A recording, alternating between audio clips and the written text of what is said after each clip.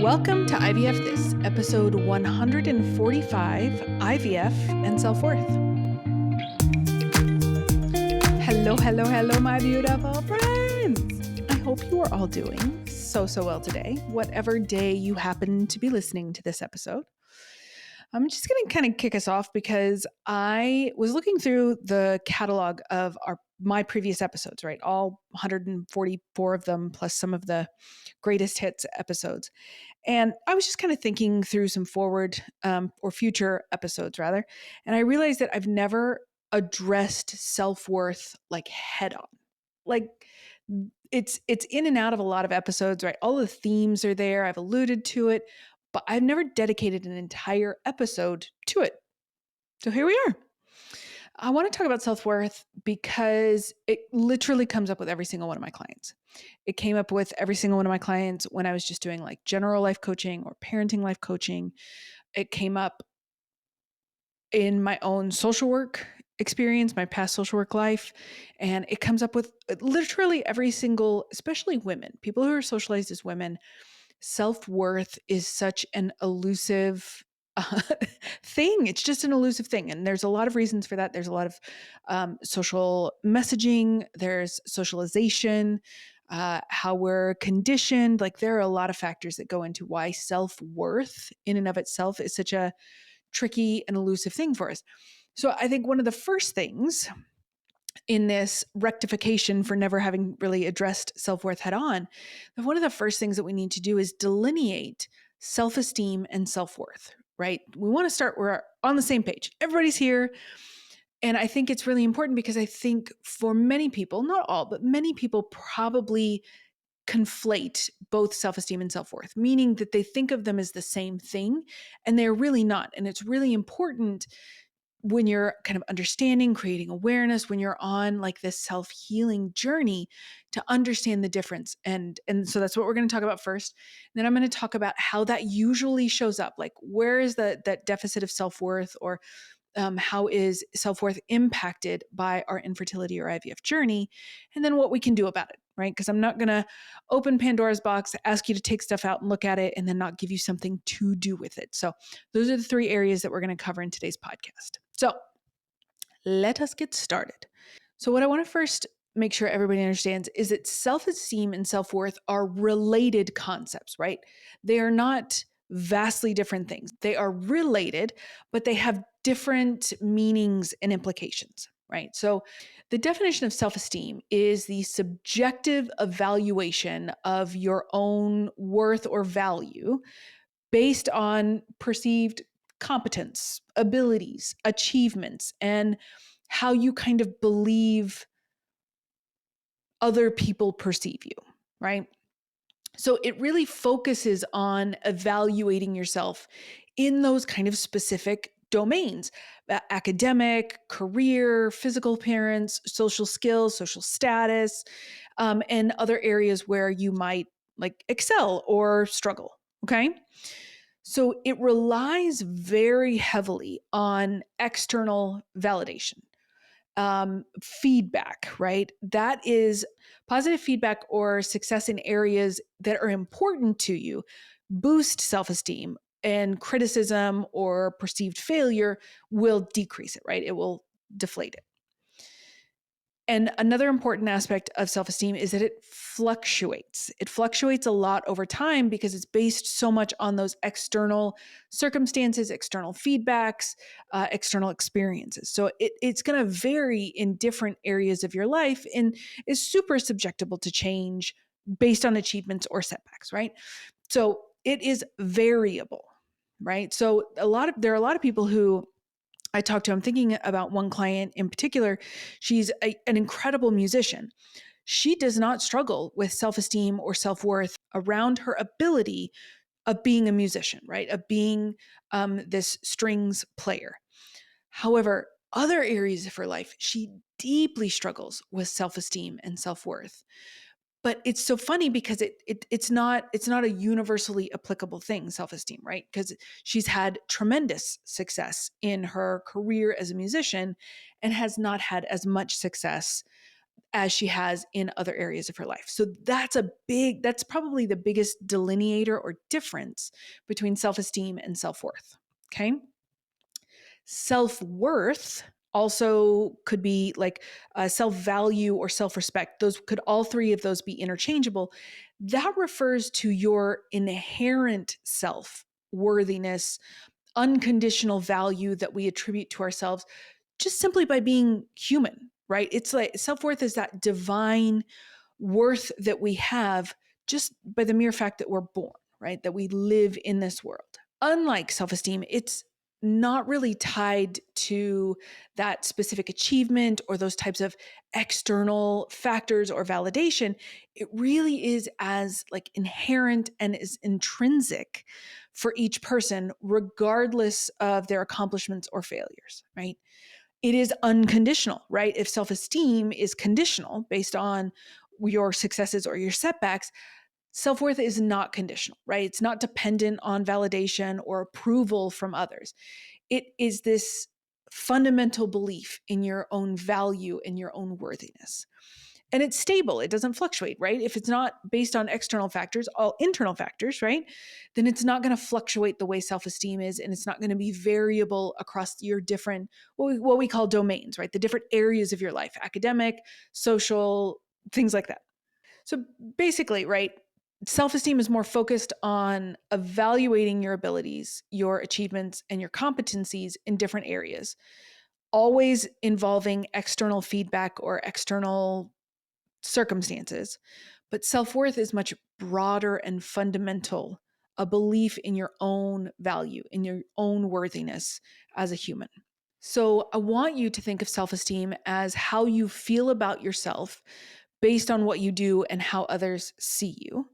It's like your confidence level, maybe, and how you rate yourself in different areas like school, work, relationships. But self-worth is more about the overall value that you place on yourself as a person, just because you're you.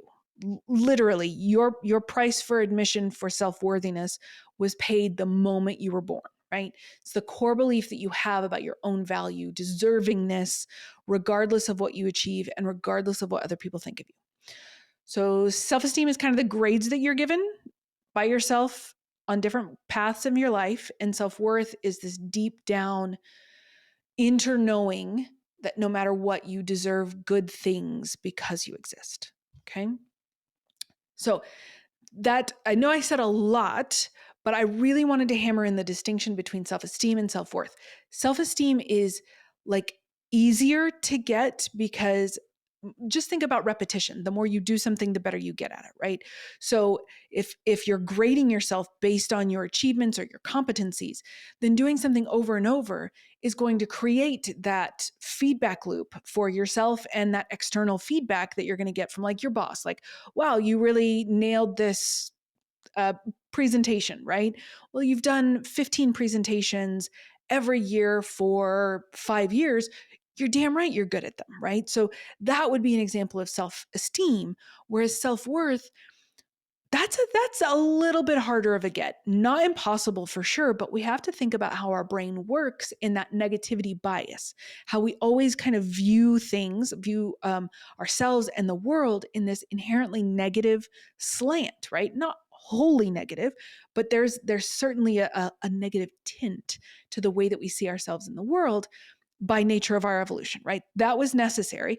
And so you have to kind of override that impulse of that negativity bias in order to build, cultivate, and maintain your identity and self-worth. Okay. So I'm going to offer you a few examples.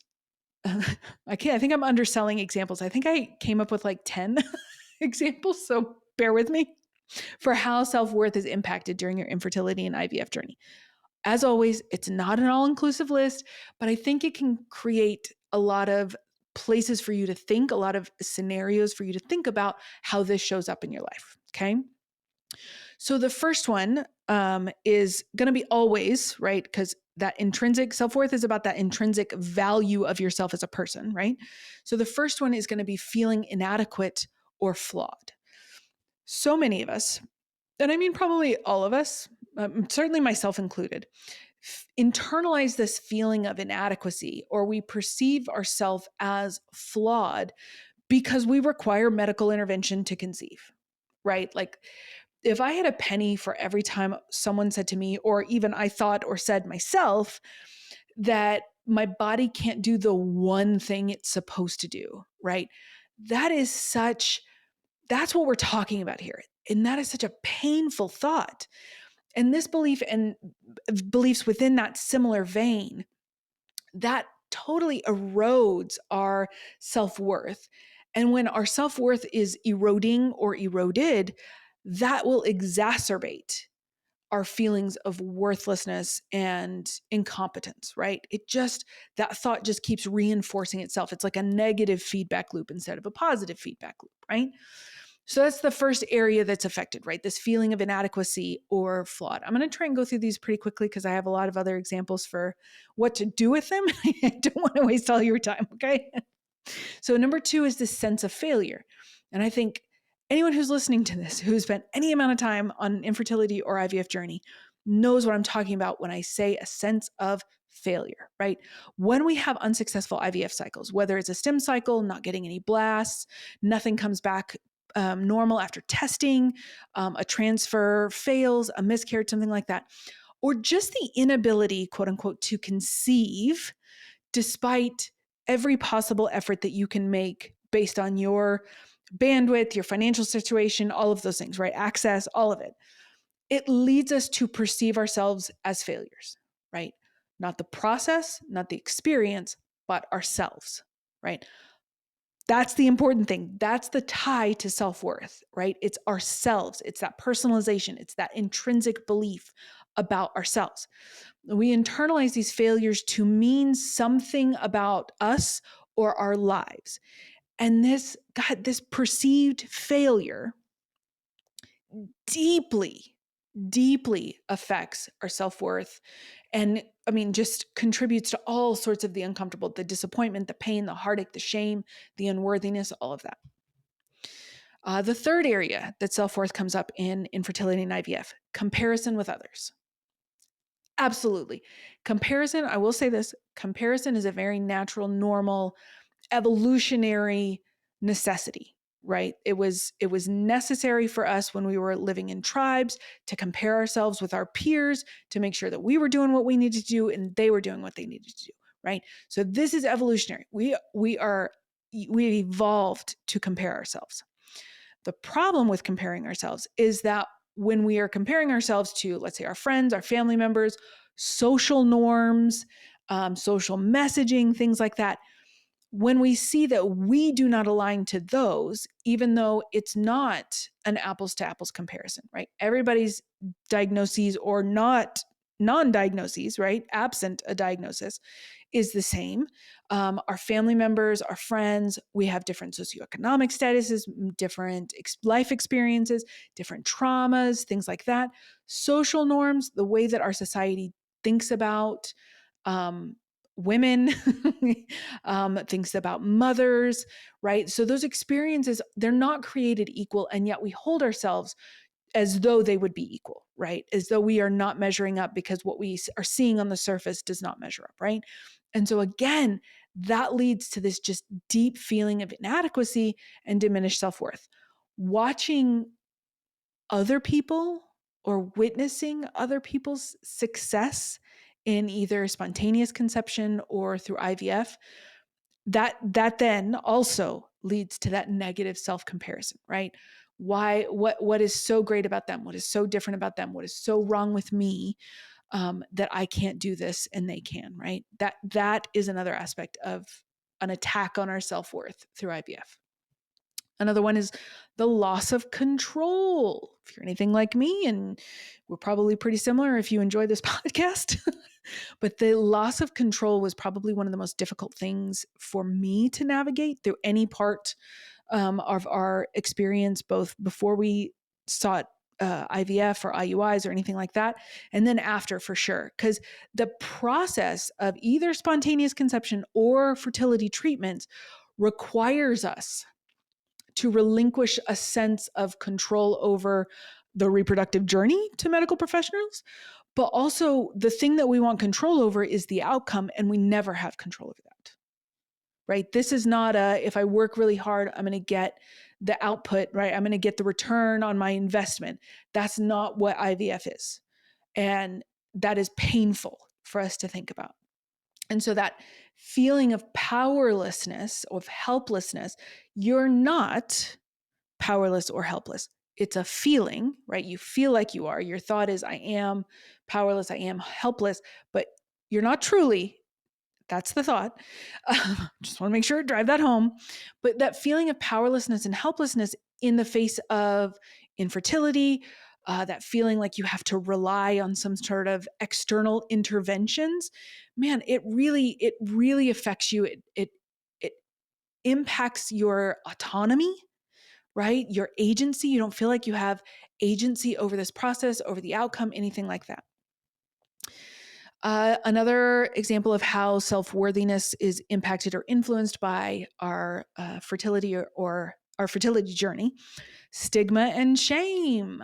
Boom, boom, boom. Societal stigmas surrounding infertility or assistive reproductive technology, just in general, often contribute to these feelings of shame and worthlessness. Internalized stigmas that we are not necessarily conscious of also lead to us questioning our self-worth based on our inability, right, quote unquote, inability to conceive spontaneously. There are many couples that I've known personally and professionally that have chosen to keep their fertility treatments quiet, right? And this is not shade. You're allowed to decide whatever you want to decide. I am not going to ever tell someone you need to share your story. That is not my place. But the reasons that they wanted to keep it quiet had a lot to do with how they feared their peers, their family from perceiving them, right? Whether it was for religious reasons or they had always been perceived as the responsible person who was always put together. And this is like a tiny nick in their arm or something like that. So that shame and that stigma around fertility, and again, that idea of like my body is supposed to, this is the one thing my body is supposed to be able to do. It's very, very deeply influential. For financial stress. Financial stress. Even when you have fertility benefits, it is stressful. Even if you have hundreds of thousands of dollars in a savings account for your retirement, it is still stressful. There is not, I don't believe there is a threshold above like multimillionaires where the idea of, 20, 25,000 per IVF cycle is not going to be financially stressful. Okay, it just is. It's an incredibly stressful experience. It's an incredibly expensive experience, and that feeling of self-worth and like, right, compounded by all of these other factors that we've talked about, and then you add that to financial stability or financial instability, that all comes down to your personal worth, the view that you have of your personal worth, right? So stressful.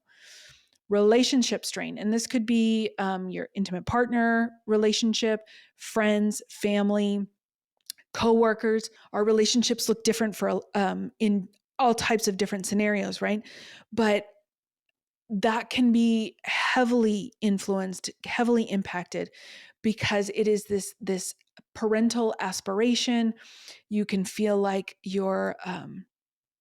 that comparison comes in a lot with your ability as a potential parent, watching someone else be a potential parent, and how that can kind of create a strain. I think it was the 50th episode of the podcast, 50th or 100th. I can't remember exactly, but I had my best friend Rachel on, and we talked about that strain in the relationship, right? We were both trying to conceive. I got pregnant spontaneously with my first, and then about a year, 6 months later, she started IVF treatments. And my pregnancy was very hard on her, understandably so. And so that relationship strain, it can also look like I'm not a good person because I can't be happy or excited for my friends. And that is just another nail in the coffin for your self-worth. All right, I'm going to go through these last ones pretty quickly, but body image concerns, right? The way our bodies fluctuate from bloating, all of the medications, all of those things, that ties directly into body image, how women are socialized. Body image is a vast majority of how we are perceived and viewed by the public and masses in our relationships and outside of our relationships, all of those things, right? There is an identity crisis that occurs when you're going through infertility and IVF. I always thought I would be ... right? Finish whatever that sentence was. I always thought I'd be a mother. I always thought I'd be a parent. I thought I'd always be a father. I thought it wouldn't be a problem for us. And when you're confronted with these internal tensions of what reality is, like for me, the idea behind like I never really thought about being a parent until I met my husband. And so there was a lot of, well, this is like punishment. I should have always thought about being a parent and wanting that and desiring that the way women have talked to me about it before. So this identity crisis, this like existential crisis of being put in a situation that does not align with what we thought or our expectations of how this would go down. And then, Jesus, just the emotional exhaustion of going through infertility, going through fertility treatments, all of those things. It's constantly battling feelings of despair, grief, anxiety, and that's just like chipping away at your self-worth over time. All right. So we know the difference between self-esteem and self-worth, all those examples of how self-worth has impacted your infertility and IVF. Let's talk about how to build or rebuild your self-worth, right? The most important thing that I want you to take away this is talking to yourself more than you are listening to yourself. You've probably heard me talk about this before, but how we talk to ourselves dictates everything about our lives, right?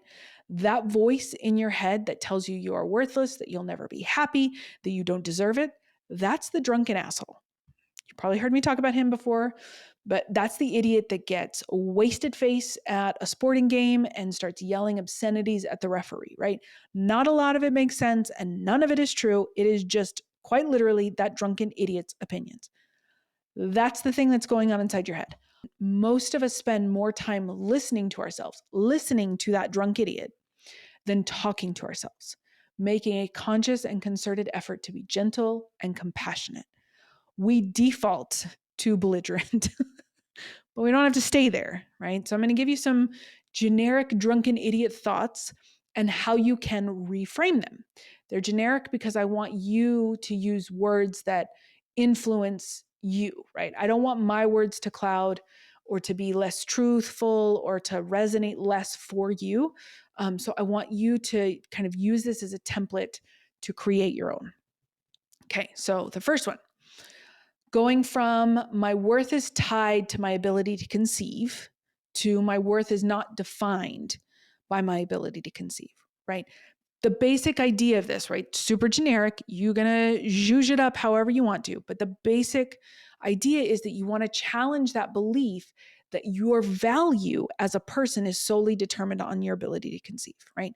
Reminding yourself that your worth extends far beyond reproductive capabilities, okay?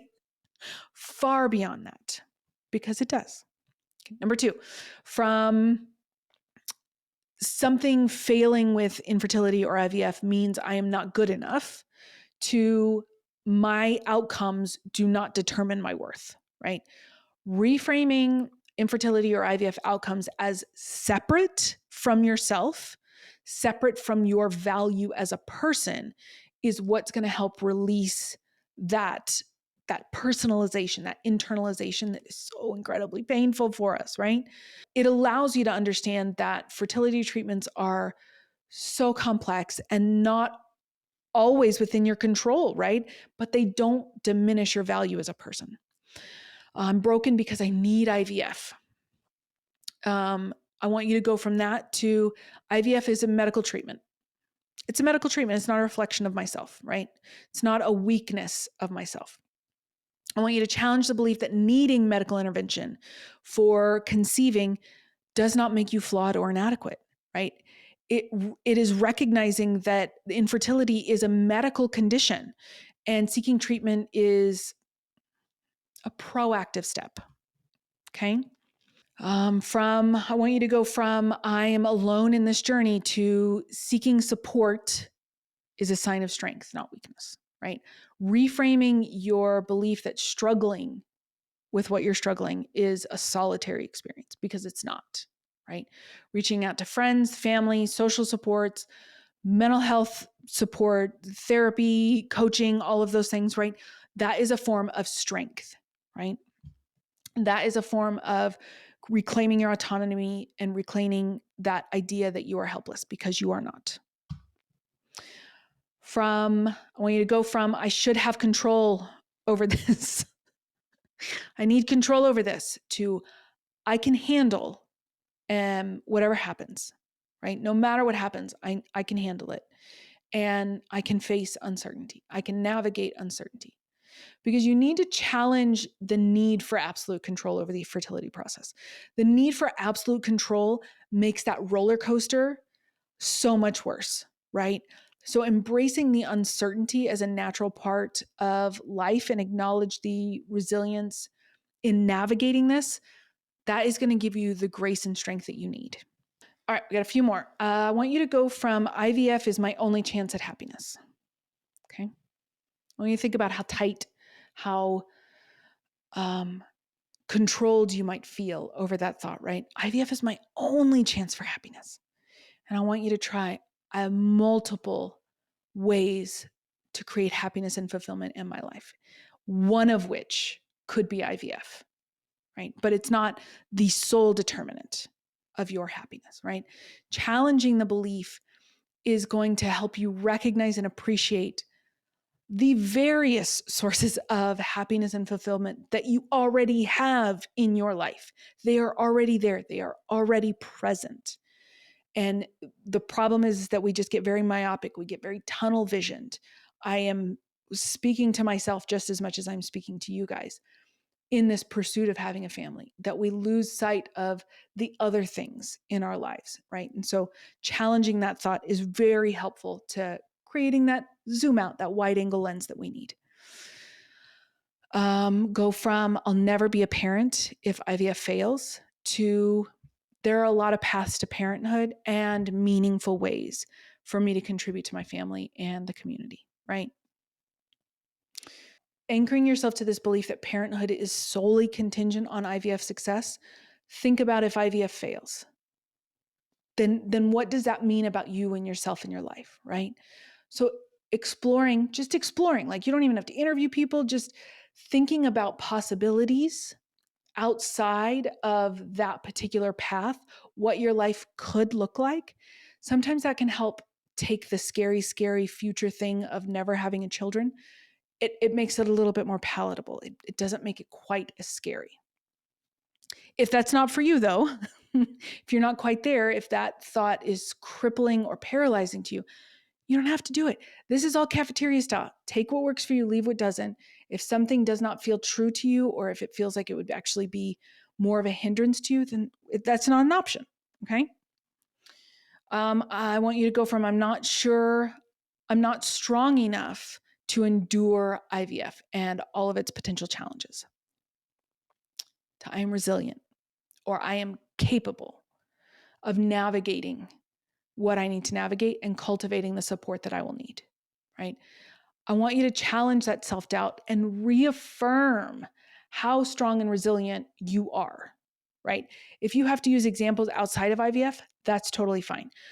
A little tidbit though, having moments where you are feeling desperate or crying or anxious, that does not mean anything about your resilience or your ability to handle things. It means that you are a human going through a really hard time and you're having feelings as a result of that very hard time. Okay. Last but surely not least, I want you to go from I am failing if I need help with this, right? If I need help with getting pregnant, to, again, I think I said this earlier, but asking for help is proactive step towards building my family. All right. So I want you to take whichever thought or thoughts that resonate the most, or maybe the super painful ones for you. And I want you to work to where, like, just work the problem. You're just working it to where it feels true and less painful.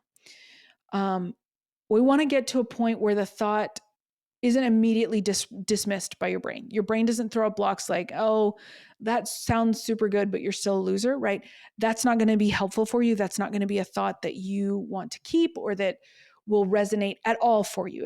It won't do what we're hoping to do with cognitive reframing.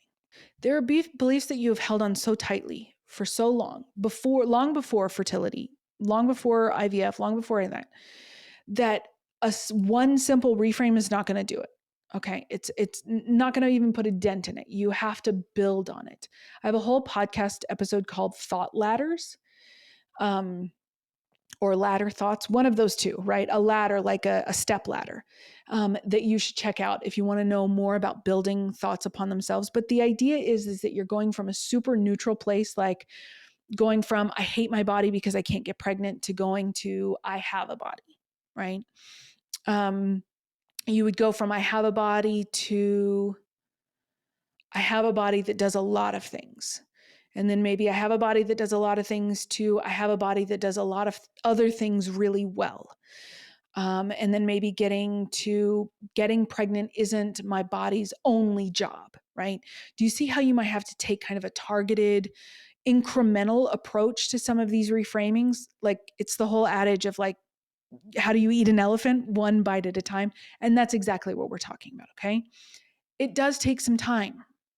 You're having to override your natural response in any given situation for that negativity slant. But I swear to you, if you practice this, if you try to get better, if you are doing these cognitive reframes, it's a skill that will serve you for the rest of your entire life. It's not a one-time thing that you will benefit from. It is a skill that you will benefit from the rest of your life. And you will always have these situations of the drunken asshole.